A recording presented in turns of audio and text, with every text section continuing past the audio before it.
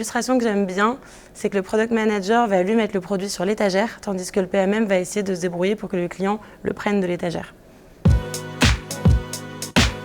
Du coup, je m'appelle Aurélie Font, je suis Product Marketing Manager experte chez Conto depuis un peu plus de 3 ans. Ce que je fais chez Conto, il y a toute la partie analyse marché et surtout des besoins de l'utilisateur pour m'assurer qu'on répond à un vrai besoin. Toute la partie positionnement pour véritablement communiquer le bénéfice des fonctionnalités auprès de nos clients et nous assurer qu'ils les adoptent.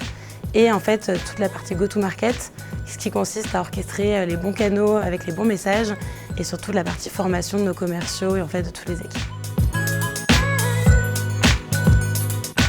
Alors en ayant vu Conto passer de 400 personnes à bientôt 1700 personnes, je me suis rendu compte qu'il était de plus en plus difficile d'influencer la roadmap produit et d'accéder à certaines équipes, parce que maintenant on est beaucoup plus éloigné, que ce soit dans la hiérarchie ou aussi physiquement.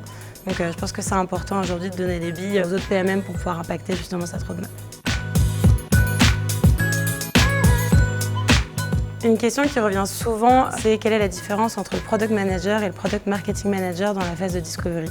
Parce qu'aujourd'hui, on est beaucoup associé à toute la partie go-to-market, un peu moins à la partie recherche. Et une illustration que j'aime bien, c'est que le Product Manager va lui mettre le produit sur l'étagère, tandis que le PMM va essayer de se débrouiller pour que le client le prenne de l'étagère. Du coup, les deux doivent évidemment bien connaître le client, bien connaître le marché, bien connaître les concurrents. Et la grande différence réside dans comment est-ce qu'on va exploiter l'information et surtout pourquoi est-ce qu'on veut avoir ces données à disposition. Un exemple concret, c'est que par exemple, le Product Manager va faire des benchmarks qui vont être concurrentiels, mais pour analyser toute la partie fonctionnelle, donc voir exactement quelles fonctionnalités sont proposées par quel concurrent.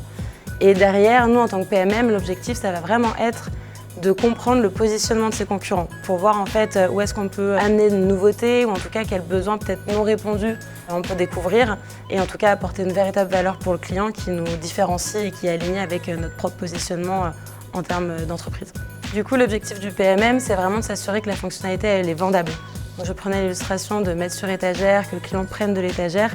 L'objectif final, c'est qu'on ait des vrais bénéfices apportés aux clients, qu'on puisse communiquer, et notamment dans cette phase de GTM, que ces bénéfices soient clairs pour qu'ensuite les prospects comme les clients aient envie de l'utiliser, l'explorer, l'adopter et potentiellement de le recommander. Une des manières de s'assurer qu'une fonctionnalité est vendable, c'est de mettre en place ce qu'on appelle un feedback loop. Donc c'est des retours réguliers de toutes les équipes qui sont sur le terrain ou en tout cas en direct avec nos utilisateurs, comme les commerciaux, comme l'équipe Customer Success, pour vraiment comprendre quels sont les besoins, s'assurer qu'on y répond bien et surtout du coup dans les phases de scoping de la fonctionnalité, les premières phases de cadrage, pouvoir véritablement apporter des verbatim clients concrets qui nous permettent de construire des personas actionnables et derrière de faire des fonctionnalités qui sont utiles.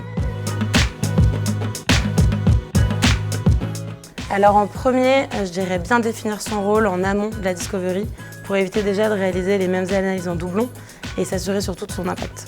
Deuxièmement, comme je l'ai dit, mettre en place un feedback loop régulier, donc vraiment avoir des retours du terrain qui sont récurrents pour s'assurer d'avoir derrière des clients concrets et de répondre à un vrai besoin. Et du coup, troisièmement, véritablement analyser l'expérience client avec de la donnée, donc pas seulement d'un point de vue qualitatif, pour s'assurer de bien identifier les petites frictions, pouvoir améliorer même des petits bouts de l'expérience client et pas seulement lancer plein de fonctionnalités qui n'ont pas de cohérence entre elles.